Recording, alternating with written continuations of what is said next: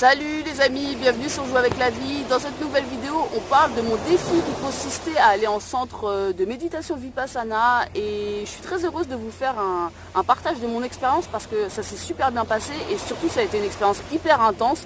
Donc je suis vraiment contente d'en parler aujourd'hui. J'ai pas mal de trucs à dire, je vais essayer de rien oublier. Donc pour commencer, je vais pouvoir en parler avec plus de justesse. Parce que maintenant que j'ai eu le cours, je sais un peu plus de quoi il s'agit. Donc là, on va parler un petit peu d'histoire. Vipassana, en fait, ce serait la technique par laquelle le premier Bouddha, c'est-à-dire Gautama, il y a 2500 ans de ça, il se serait éveillé sous son arbre. Alors, qu'est-ce que eux appellent l'éveil? Ils appellent l'éveil la libération des souffrances et donc l'accès à une paix intérieure inaltérable. Donc cette technique elle a été enseignée par Bouddha lui-même, le premier Bouddha, tout au long de sa vie, jusqu'à sa mort.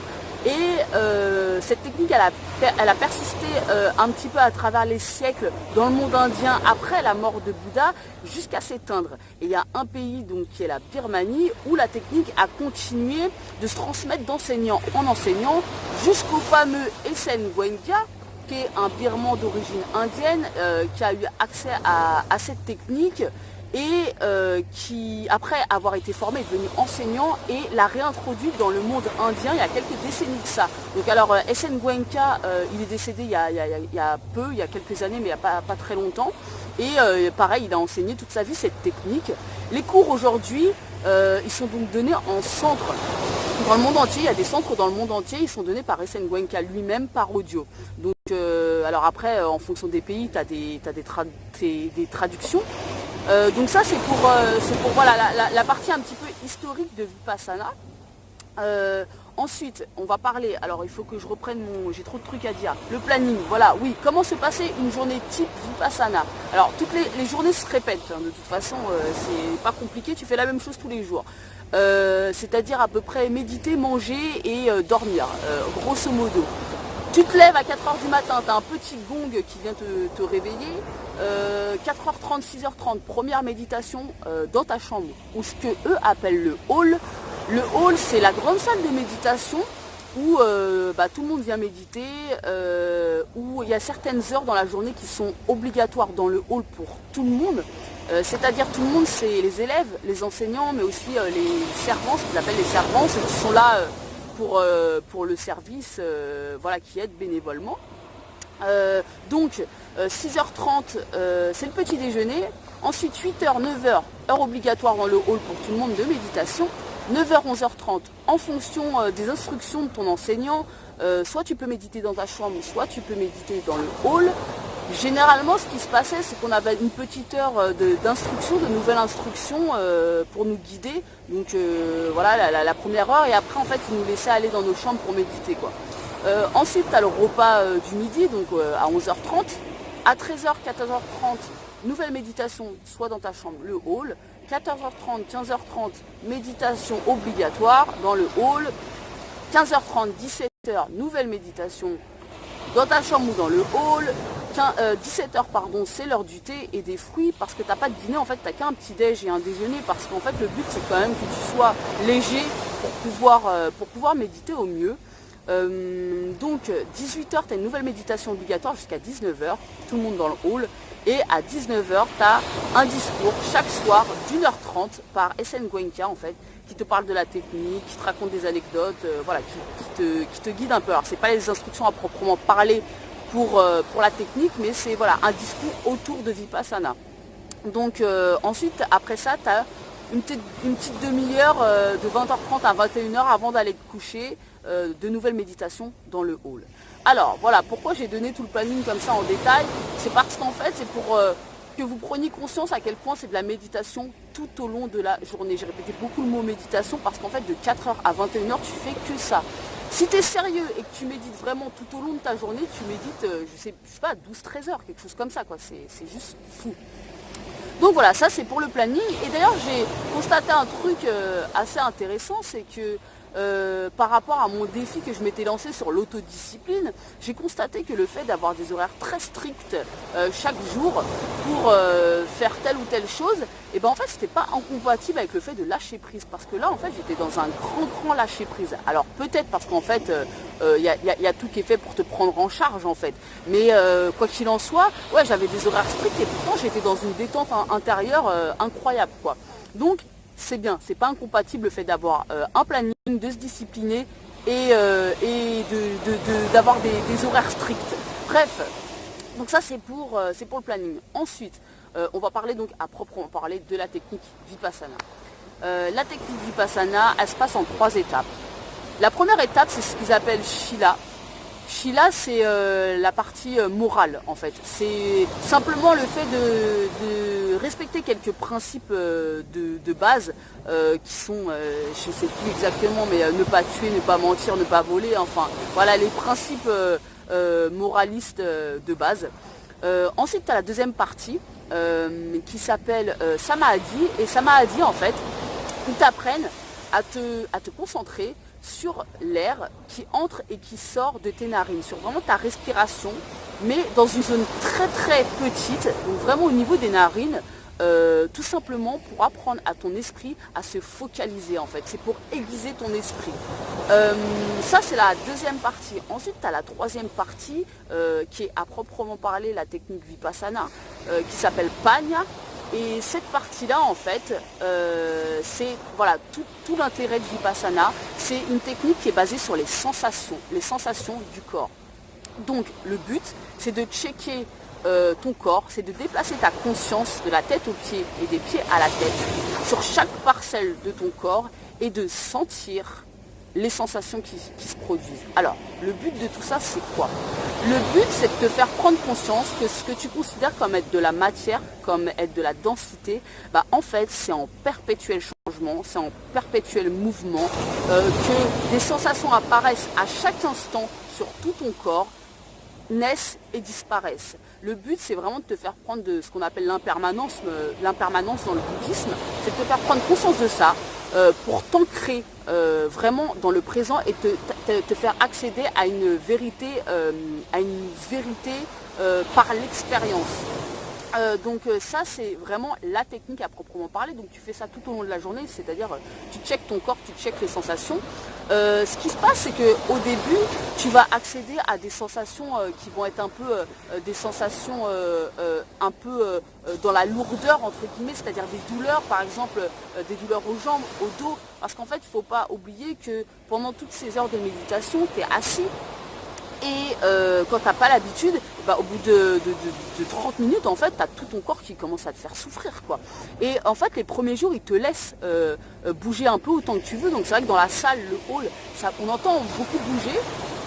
Tout est dans le silence, bien sûr, mais on entend beaucoup bouger. Et à partir du 4e jour, là, ils te disent, maintenant c'est bon, c'est Vipassana, tu ne bouges plus. Maintenant, si tu as mal quelque part, tu mets ta conscience dans la douleur et tu décortiques la douleur et tu te concentres complètement dessus. Et le but de tout ça, en fait, c'est de te faire prendre conscience qu'une sensation n'est pas agréable ou désagréable. Une sensation, c'est une sensation. Et en fait, c'est nous qui posons le terme d'agréable ou désagréable dessus. Et le but est vraiment de te placer en tant qu'observateur de ce qui se passe en toi et donc sur ta peau, et non plus en fait de te laisser comme ça happer par le désir d'une sensation agréable, ou au contraire par voilà, quelque chose de très négatif quand tu sens une douleur ou quelque chose qui ne te plaît pas sur ton corps. Donc tout l'intérêt, c'est vraiment de se passer en tant qu'observateur, vraiment avec détachement de tout ce qui se produit dans ton corps. Donc le but ultime de tout ça, ce serait donc évidemment ce qu'ils appellent eux l'éveil, étant donné que Gautama s'est éveillé de cette façon, pour lui il a trouvé la technique et c'est pour ça qu'elle a été enseignée après à travers les siècles. Maintenant pour moi ça c'est, alors déjà, est-ce qu'on croit à l'éveil, qu'est-ce qu'on y met, qu'est-ce qu'on met derrière ce mot là, ça c'est aussi important de savoir en fait qu'est-ce qu'on entend par éveil. Quoi qu'il en soit, c'est une technique franchement que je trouve super, parce que moi personnellement elle m'a apporté beaucoup de bienfaits. Alors pas que pendant ce stage, en fait c'est une technique que je pratique déjà depuis l'été dernier. Et quand j'ai découvert la technique Vipassana, je me suis dit mais c'est super parce qu'en fait c'est déjà une technique que je pratique. Donc ce qui est cool, c'est que j'étais pas du tout à la ramasse, au contraire j'étais plutôt vraiment bien dans le truc.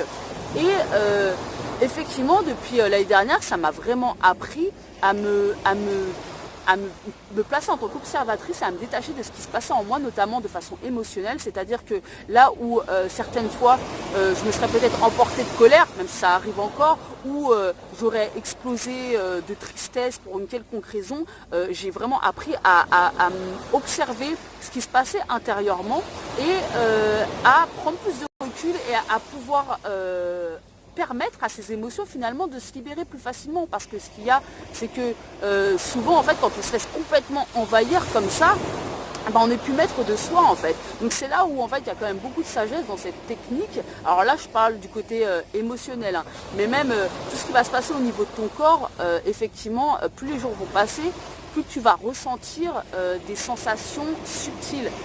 Des courants électriques, des vibrations, des pulsations sur chaque partie de ton corps. Et ce qui est incroyable, c'est que c'est une reconnexion à ton corps, c'est une vraie reconnexion à ton corps, parce que notre corps, finalement, on ne le connaît pas.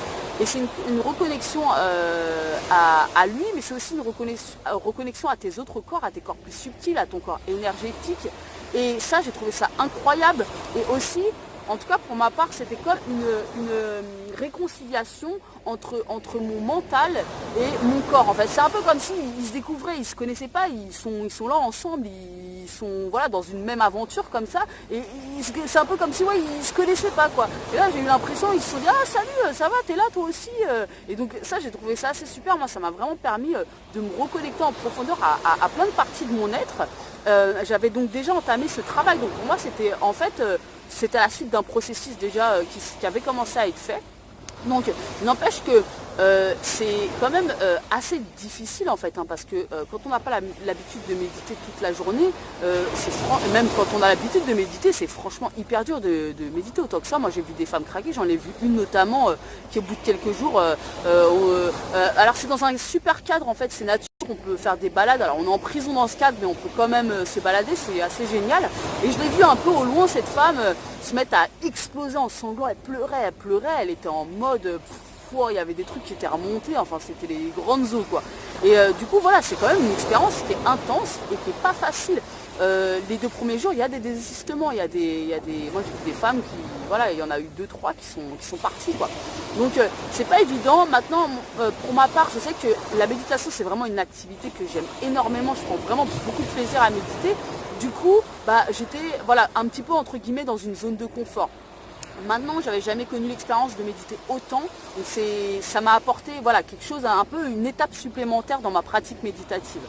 Les 5 premiers jours, j'ai super bien médité. Du matin au soir, j'étais à fond, je faisais que ça. Méditation, méditation, méditation. Et à partir du 6e jour, mon mental a fait c'est bon, j'en ai marre de la méditation, fous-moi la paix, j'ai plus envie de méditer. Et là, il s'est barré, c'était terminé.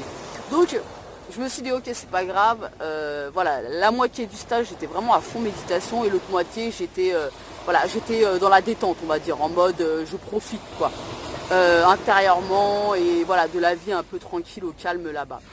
Donc ça c'est pour tout ce qui est technique. Ensuite,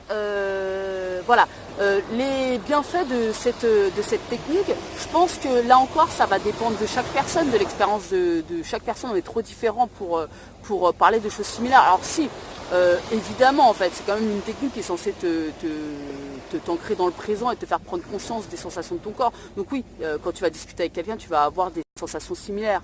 Tu peux avoir des sensations similaires, mais il y a tellement en fait de sensations différentes que une expérience sera jamais la même que celle d'à côté. Tout dépend aussi, voilà, est-ce que tu es quelqu'un de base qui médite, quelle blessure tu as, quel conditionnement c'est quoi ton histoire, parce que comme cette femme que j'ai vu craquer, apparemment là il y a des choses qui sont remontées, voilà, il y en a d'autres j'imagine qui le vivent très bien. J'imagine que cette technique elle continue aussi de travailler avec les jours et les semaines, donc voilà, tout ça c'est aussi assez personnel comme expérience. Moi je sais que ça m'apporte beaucoup en fait d'un point de vue de la sagesse, en fait d'un point de vue le côté un peu zen attitude, c'est-à-dire vraiment prendre le temps de s'observer, de s'ancrer dans l'instant et voilà, ici et maintenant quoi. Donc ça c'est pour tout ce qui concerne les bienfaits. Ensuite là je vais parler un petit peu de ce qui m'a un petit peu dérangé dans tout ça. Donc le discours de SN Gwenka. Chaque soir tu as 1h30 de discours. Et pendant ce discours, alors c'est des perles de sagesse. Franchement c'est clair que c'est vraiment de la sagesse. C'est réellement en fait, pas que la technique, mais en fait tout ce qui t'explique par rapport au Bouddha, c'est voilà, il y a beaucoup de sagesse là-dedans. Maintenant, moi ce que j'ai pas aimé, c'est un peu tout l'enrobage. Je trouvais que c'était enrobé de beaucoup de blabla et que c'était parfois un petit peu trop moralisateur. Après un autre détail, mais c'est un détail, c'est que je trouvais que parfois c'était les exemples étaient un peu trop inscrits dans la culture indienne. Or, ce que vit le peuple aujourd'hui indien, c'est pas ce que vivent les Occidentaux. Pourtant, le cours d'Esen Gwenka, il est donné à des Occidentaux. Donc, c'est quand même bien adapté. Hein. Mais voilà, malgré tout, moi, il y a des trucs des fois où ça m'a un petit peu... bon, il me perdait un petit peu, on va dire. Donc ça, c'est des détails, c'est un petit peu le papier d'emballage de la sagesse profonde qu'il y a derrière. Le vrai truc qui m'a dérangé, c'est que je trouvais que c'était très axé sur la négativité. C'est-à-dire que ça parle énormément de souffrance, l'être humain, souffrance. Bon, ok. Je suis d'accord que la souffrance fait partie de l'existence humaine, mais je trouvais que c'était trop axé là-dessus, ça parlait pas assez finalement d'amour. Et il y a un truc dont il a beaucoup parlé, c'est le karma. Alors, le karma, pour moi, c'est une notion avec laquelle je ne raisonne pas du tout depuis déjà bon nombre d'années. Et pour moi, le karma, en fait, c'est ni plus ni moins qu'une façon passéiste de parler de la loi de l'attraction. Alors, pour moi, il y a la même sagesse en dessous, à la différence, à l'énorme différence, à la colossale différence même, que pour moi, le karma, en fait, il vient te connecter à la peur en toi, alors que la loi de l'attraction, elle vient te connecter à ton pouvoir créateur. Donc ce qui se passe, c'est que, en tout cas à mon sens, le karma, il y a une forme d'impuissance. C'est genre, ah bah si j'ai une vie de merde aujourd'hui, c'est parce que j'ai fait des mauvaises actions dans le passé, même dans des vies passées dont je me souviens même plus. Et donc bah, je paye pour ça, ah bah c'est pas de chance. Bon ok, j'ai le pouvoir d'agir dans le présent pour que dans le futur ma vie soit plus jolie. Bon, ok, mais il y a vraiment un côté culpabilité, un côté, bon, s'il faut que j'agisse de façon morale et bien dans ma vie, c'est pour pas avoir des retombées futures. Donc pour moi, il y a tout un truc derrière sans parler de la sagesse qui est en dessous, mais vraiment enrobé de tout ça, un peu l'impuissance, les peurs, et je raisonne pas du tout avec ces discours-là. Par contre, la loi de l'attraction, alors la loi de l'attraction, oui, j'ai conscience qu'aujourd'hui, c'est un terme qui a été complètement repris à outrance dans notre société. Voilà, faut pas oublier qu'on est dans une société de consommation et qu'il y en a beaucoup maintenant qui surfent sur le terme pour leur propre profit. Donc ça, je suis d'accord avec ça. Maintenant, il n'empêche que la loi de l'attraction, on en parlait déjà dans l'Égypte ancienne. Donc il y a vraiment quand même de la sagesse en dessous. Il faut essayer de passer outre un petit peu l'emballage. Et pourtant, en fait, quand tu parles de cette loi d'attraction, en fait, il y a, en tout cas, pour moi, il y a quand même tout un monde d'espoir qui s'ouvre en toi, un espèce de une flamme qui s'allume de ton pouvoir créateur. Oui, putain, je suis créateur de ma vie. Oui, en fait, je suis responsable de ma vie, c'est moi qui crée ma vie, j'ai le pouvoir d'agir aujourd'hui sur ma vie. Donc, pour moi, la différence, elle est quand même énorme. Donc, voilà, ça, c'est un petit peu ce qui m'a dérangé dans le discours. Bon, voilà, là, pour le coup, chacun, il verra ce qu'il verra, hein, ça dépend de nos expériences personnelles.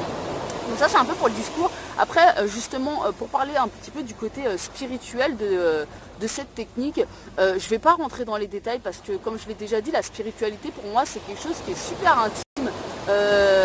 Moi, pour moi ça a été assez fort. Maintenant chacun le vivra comme il voudra à ce niveau-là, c'est chacun et sa spiritualité. Ça sert à rien de rentrer trop dans les détails.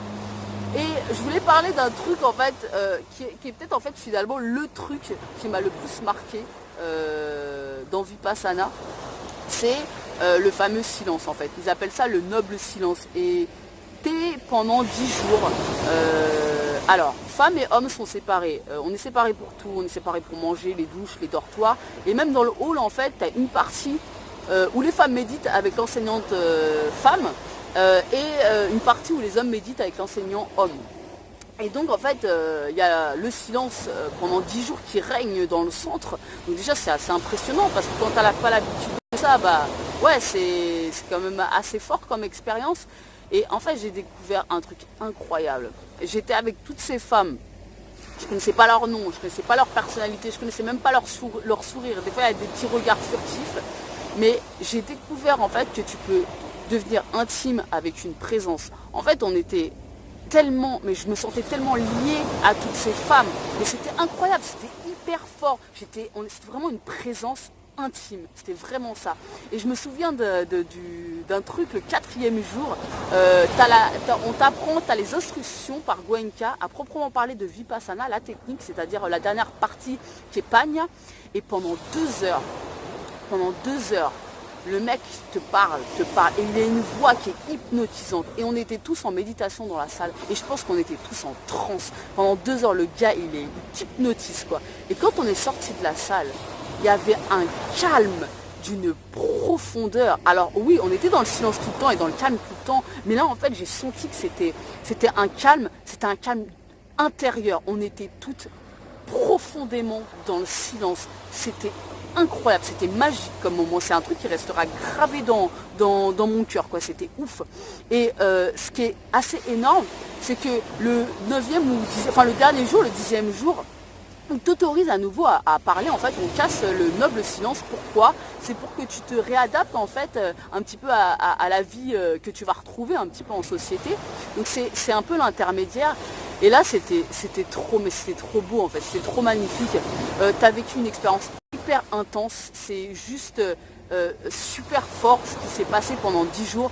Et là, d'un coup, en fait, tu commences à avoir tous les visages en fait qui s'illuminent et comme un espèce de soulagement comme ça et des rires et on a discuté et en fait c'est éphémère parce que c'est des femmes que je reverrai jamais pour la plupart, mais c'était tellement fort ce qui s'est passé et il y a une telle union en fait à la fin du stage. Moi j'ai trouvé ça trop beau. En fait humainement, j'ai l'impression que ça m'a encore plus apporté humainement que d'un point de vue reconnexion à tous mes corps. Alors si que ça m'a apporté de ce côté-là, mais c'est un peu quelque chose, on va dire, dont j'ai l'habitude, cette pratique méditative. Alors par contre ce côté-là, l'intimité dans la présence comme ça, d'être uni à des gens sans parler, sans les connaître, je trouvais ça mais super beau. Donc ça pour moi c'était vraiment la fin, c'était un moment qui était très fort.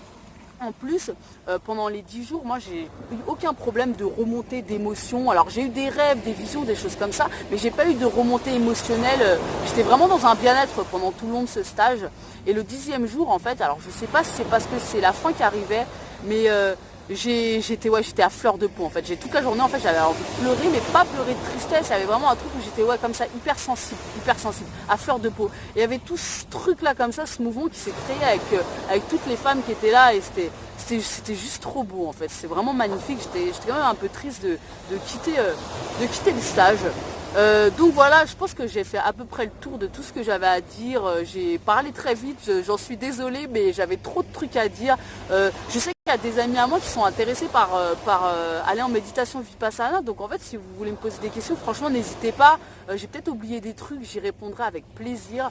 Pour résumer, c'est une technique qui est d'une grande sagesse, qui m'a, moi personnellement, apporté beaucoup, vraiment, en tant qu'observateur en fait de et de ce qui se passe intérieurement et de ce qui se passe extérieurement, c'est-à-dire tout le monde des sensations en fait. Ça te reconnecte vraiment à des parts de toi que tu n'as pas l'habitude entre guillemets de côtoyer, et donc ça c'est vraiment super. La méditation pour moi c'est quelque chose qui deviendra dans le futur aussi important que le sport pour tous, j'en suis convaincue. Maintenant voilà, eux ils axent vraiment toutes leurs instructions, elles sont vraiment axées sur le fait que c'est la technique avec un grand L qui te permet d'accéder à l'éveil. Moi je pense qu'on est trop unique pour parler d'une technique unique pour accéder à un éveil ou à quoi que ce soit d'autre, à une paix intérieure. Ou au bonheur ou à n'importe quoi. C'est la technique de Gautama, c'est une super technique, elle apporte des bienfaits, en tout cas dans ma propre expérience. Donc je conseillerais ce stage à n'importe qui parce que même si c'est dur, c'est forcément ça va avoir un impact dans ta vie et ça va t'apporter quelque chose, même si tu n'as pas l'impression, parce que je suis convaincue que ça continue de bosser derrière, quoi. C'est une évidence. C'est trop intense en fait pour que ça ait pas un impact. Donc voilà, je suis très contente d'avoir partagé cette expérience avec vous. Maintenant les amis, je vous fais des très très gros bisous et puis on se retrouve bientôt pour une nouvelle vidéo et je vous fais des très très gros bisous.